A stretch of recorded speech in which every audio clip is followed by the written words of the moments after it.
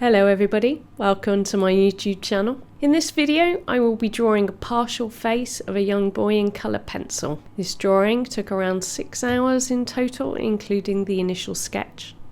And I will be showing you how to build up layers in coloured pencils to create details and shadows, and also how to create smooth textures by blending and burnishing. So a quick rundown on my materials. I use blue tack to either rub out mistakes, and I also use it to create more subtle highlights. And the Tombow Mon Zero erasers are used to get more detailed erasing in the artwork. My main weapon of choice is Prismacolor coloured pencils. These are lovely and creamy and lend themselves really well to skin textures. I'll be using a Swordfish crank-handled pencil sharpener, and these help to minimise any breakage of the colour pencils.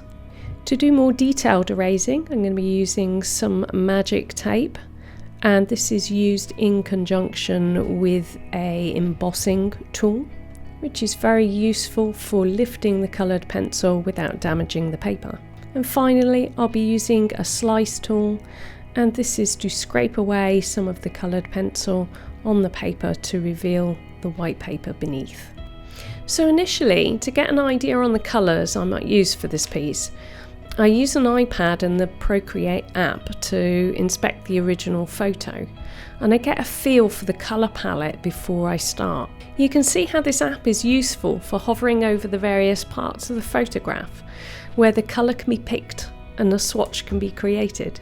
Of course, it doesn't have to be an iPad and it doesn't have to be Procreate. You can use many different paint manipulation apps and PC programs that will be able to do this just as well. So I start off with replacing the graphite outlines with a neutral Prismacolor pencil. As the picture is largely browns and pinks, I chose a mid-brown for this purpose. And the idea here is to preserve the initial sketch without running the risk of getting those muddy colours where I don't want them, as sometimes graphite can be picked up by the coloured pencils as you're working.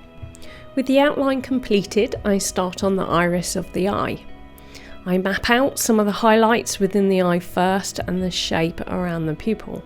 When you're drawing eyes, it's important to make the pupils and the iris slightly irregular. If you go straight in with those round shapes, then your drawing's not going to look as realistic.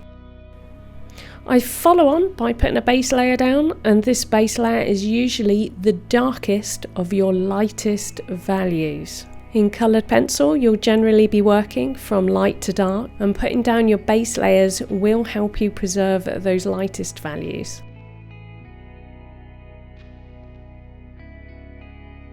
So moving in now with the darker blue, I'm starting to map in some of the details within the eye. I'm leaving plenty of spaces and ensuring that the lighter base layer can be seen between the strokes of the iris. I'm also paying attention to the direction of the iris markings, which normally travel from the outer eye towards the pupil in the centre. I use a variety of different blues to create layers within the iris and also the highlight and the pupil, bringing in other colours as well just to represent some of those highlights. Layering helps to achieve the illusion of depth and can be built up relatively quickly, so don't be afraid of just putting lots and lots of light layers on top of one another. As can be seen here, you can also use the magic tape and an indenting tool to create some extra highlights within the eye once you are finished with the colour pencil. So moving on to the eyelids and the skin around the eye, I again start with a base layer. I'm picking the darkest of the lightest values out again. And when drawing skin, use light, soft layers with various colours such as blues, yellows, pinks and browns to create the right skin colour. It's best to build up lots of layers of colour than to go straight in with a dark colour. Keep swapping between your light, dark and medium values until you get the right depth of colour.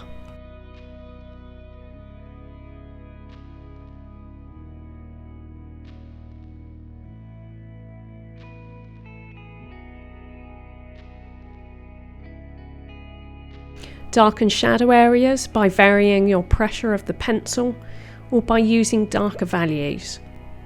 And depending on how hard I press with the pencil, I can get some of those darker tones within the creases of the eyelid without changing my pencil or my colour over. But avoid pressing too hard, which could flatten the tooth of the paper and prevent any further layers.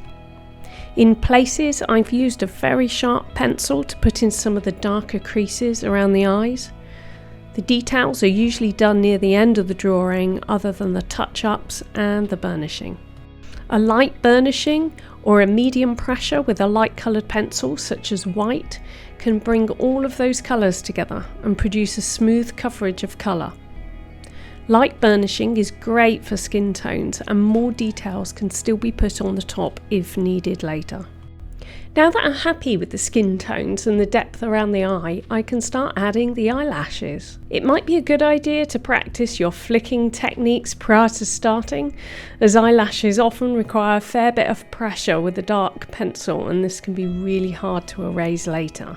It's also important to keep your pencil sharp throughout. Sharpen it as many times as you need to. This ensures that your eyelashes are crisp and clear.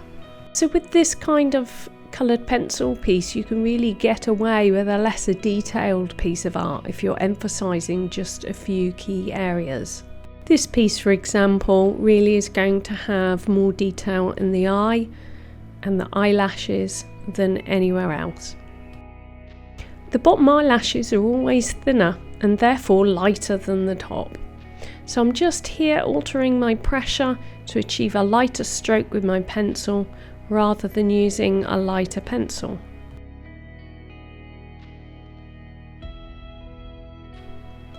So once the main eyelashes are done, I want to just create some highlights in the eyelash tips. To get a high degree of accuracy with this, I'm using the magic tape and an indenting tool, which then I will come in with a lighter pencil to tone those highlights down just a little. I add some final detail within the eye by creating the highlights with the magic tape and the indenting tool, and then I increase some of the contrast within the eye using some of those dark colours. So onto the right eye. I do like to mix up my techniques a little, so you can see that instead of starting with the base layer, I'm going straight in with a mid-tone and mapping out some of those details. Later, I will apply a lighter colour to pull everything together. There are often many ways to achieve the same thing, and I'm a big fan of trying all of them. With this photo, the right hand side of the face is considerably darker than the left. So to achieve the difference in between the two sides, I choose my colours independently for each side. This helps me overcome the brain's tendency to use the same colours, which might result in the eyes looking too similar. However, the opposite can also be true, in that I might make these eyes too different from each other. There are, of course, a number of ways this can be overcome and corrected near the end of the drawing, which is what happened on this occasion.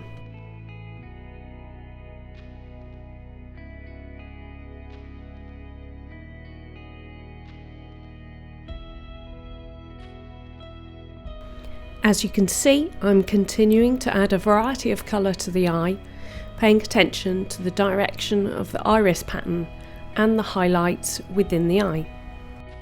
I often go in with black or a dark equivalent right at the end to put in those really deep contrasts.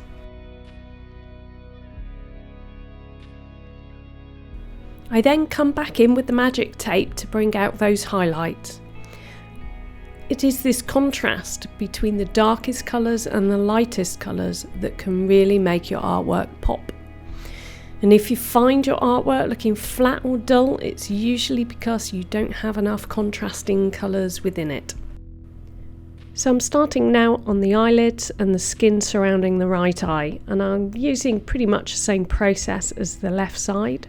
But I am using a bit more blue on this side, and that's due to the shadow on the side of the nose.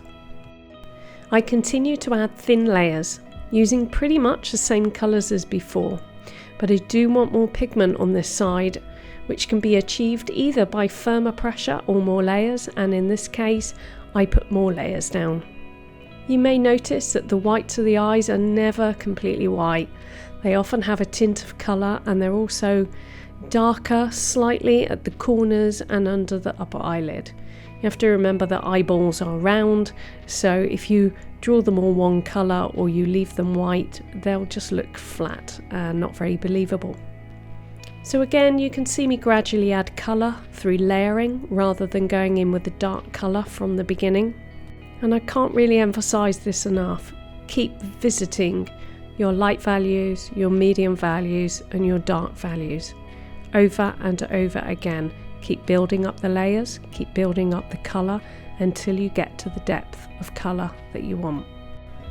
So just a recap on some of the colours I'm using. I'm mainly using dusky pinks and browns, but you can also see me use creams, blues, reds and plum colours. These all create the variety of colours that make up this particular skin tone. I made a little bit of a mistake with this picture and I didn't draw the iris big enough. So I had to get out all of the blues that I used in the eye and just gradually increase the circumference on the right hand side, and you can see me doing this now. It's really okay to make mistakes. It's how you learn and how you grow as an artist. So don't chuck things away just because they don't turn out right. Have a go at correcting them and see how you go from there. You'll learn a lot.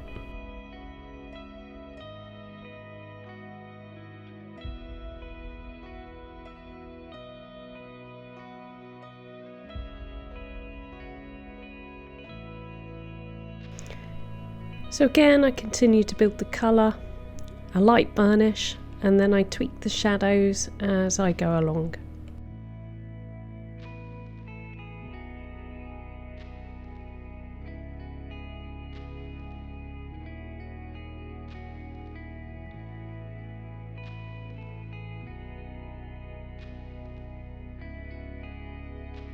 With the eye area now complete, I add in the eyelashes, just as before.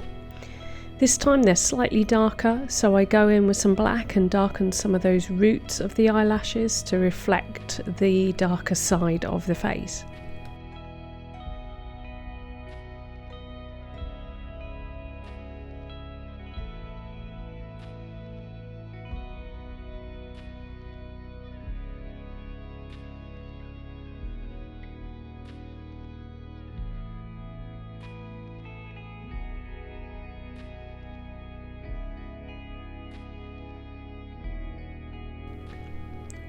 Once again, I come in with the magic tape and a sharp pencil to create highlights at the tips of the eyelashes. And at this point you can also see me test out the slice tool, which turned out very, very well, and actually I used it for the remainder of the drawing. For the nostrils, I start with a dark pencil and map out the darkest shadow areas first. I also mark out where the main freckles are going to go in the same colour. Sometimes I take a colour that I'm using in a particular piece and I take it somewhere else in the picture and just pop a bit in. Using the same colour across the art piece is a good way to make the picture flow and integrate the various forms of this face together.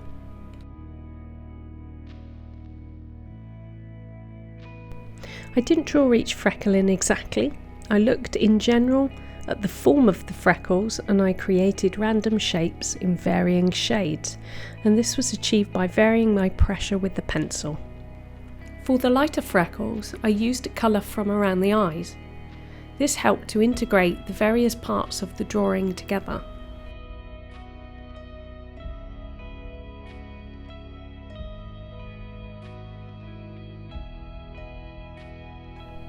I continue to add depth to the shadow areas and change my pencils quickly to add interest and a variety of colour to the skin tones.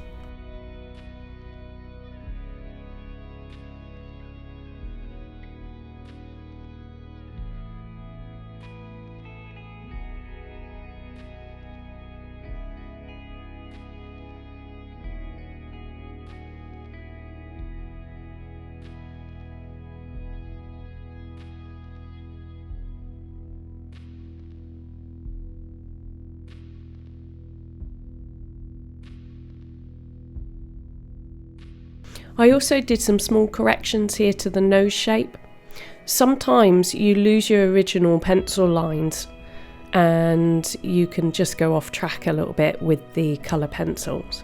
Also, if you're freehanding your work, then you may not have drawn in the lines correctly in the first place, and by looking at the reference photo over time, you see these small areas that need to be adjusted. As already said, it's really important to keep revisiting the values as they'll change as you put more layers, colours and depth down. You can see that here where I've had to redarken the freckles, because as I've drawn the skin around the freckles, which has darkened, the freckles now seem really light, and I don't know whether you remember how dark they looked when I originally put them down. This gives you a really good example of how you need to keep revisiting these. So before I go any further, I give the whole area a light burnish and I smooth out all of those pencil lines that we put down. Again, this is a good example of how you don't have to spend hours and hours and hours getting smooth skin tones prior to the burnishing point. You can just lay colour in light layers and let the burnishing do the work. I can then go back in and put the rest of the eyelashes in, and I'm going to use the same technique as before with regards to pressure. The bottom lashes are lighter and thinner, so adjust your pencil to suit. The slice tool is excellent for creating highlights and very small details within the skin. We normally have this glistening area around the eye that can be quite hard to produce with just colour pencils alone. And you can see me here adding those with the slice tool, which really helps to add the texture to the skin. These are the small details that make your colour pencil drawing look much more realistic.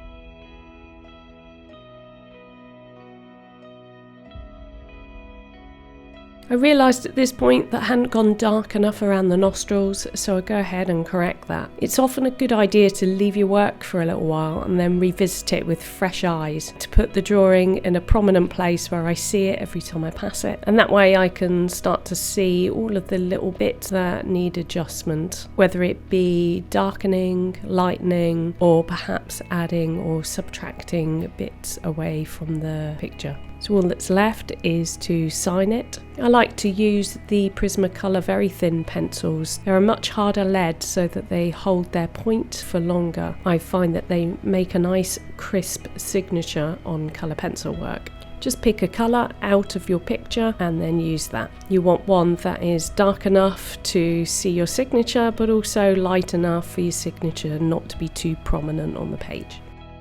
Well, I really enjoyed drawing this piece. The Prismacolors made really light work of that skin tone, and the burnishing meant that I could spend less time on the drawing and more time on the details that matter. And if you do like this video, it is available as a full 5-part tutorial in real time over on my Patreon channel, which also includes a full freehand tutorial of over an hour. All of the various reference photos and a line drawing so that you can draw alongside with me. You can find all of the links below along with a list of all of the materials that I've used in this video. So if you do like this video, give it a thumbs up, subscribe and help me grow my channel. Let me know in the comments what you think of the video, and I'd love to hear any suggestions on how I can improve my YouTube tutorials. So that's all for today, and hopefully I will catch you on the next tutorial. Cheers guys.